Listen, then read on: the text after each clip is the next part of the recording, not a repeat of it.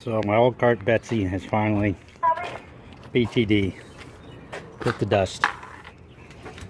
I've already transferred some stuff, bags are still good, but the selector valve is bad, won't move anymore.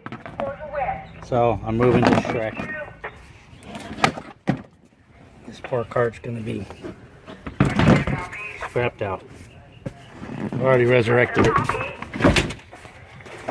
Got a bad lean on the left side.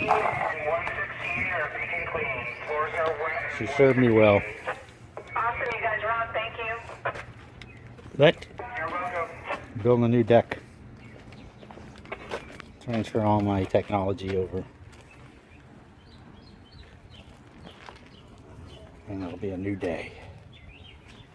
Okay. Poor Betsy. She was a good cart.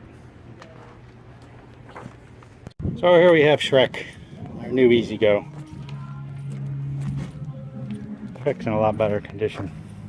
It's got a slight lift. I like it. Holds the ladder good. Seats, I transferred the seats, not great, but so here's what we're gonna do.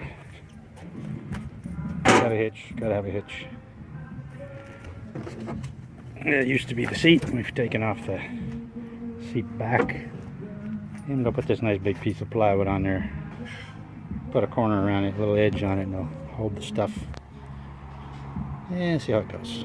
Deck is tentatively installed. These were because I didn't think I could get through the angle arm back here, but it turns out we were able to. So I don't know about this one, Dave did that. So I got two center ones, reinforcements, two bolts through the frame at the front, up in there, and the two bolts in there, and some reinforcements. This will keep stuff on here.